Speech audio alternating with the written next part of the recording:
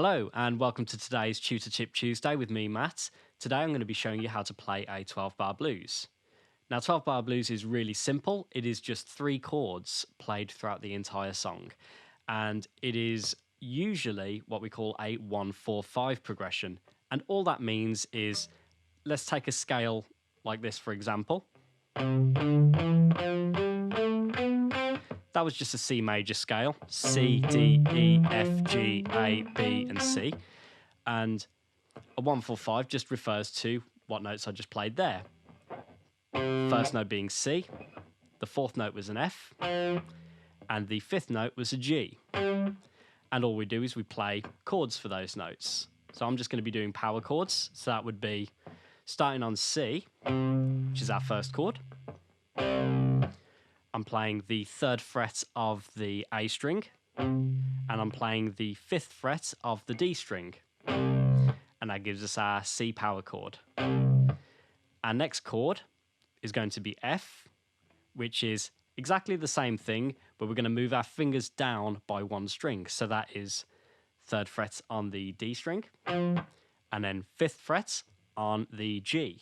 And then our final chord is going to be a G, which is the same thing that we just did before, same as the F, but we're just going to move up by 2 frets. So that's 5 on the D and 7 on the G. So we're left with these 3 chords. Now we don't play them in that order. The order that we play them in is we do 4 bars of C, and then we do 2 bars of F, then 2 bars of C, a bar of G, so that's just a single bar of G, a single bar of F, and then finishing with 2 bars of C. And that's all there is to it. So as guitarists, there are a couple of things that we can do to make this a little more interesting.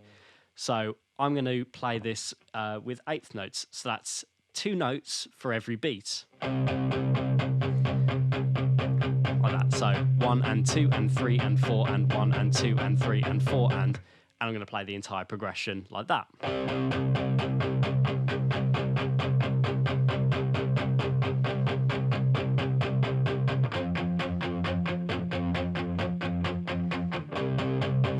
So it's pretty simple. But there's a few more things that we can do to make it a bit more interesting.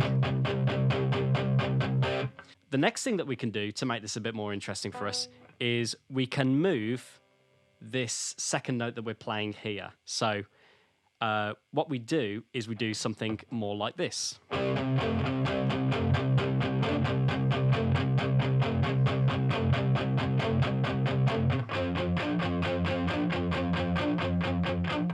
And all I'm doing there is this note that I'm playing with my 3rd finger, I'm moving that note up by 2 frets. So these 2 fingers are playing on the same string. So that is starting from 3 on the A and 5 on the D. And then this 5 on the D moves up to 7, which gives us that.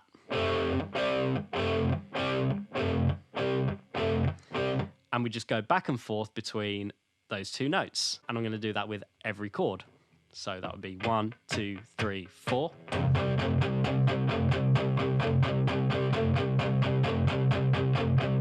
Then moving up to the F chord.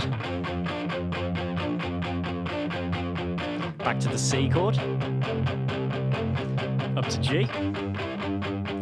Down to F. And then back down to C. And that's all there is to it.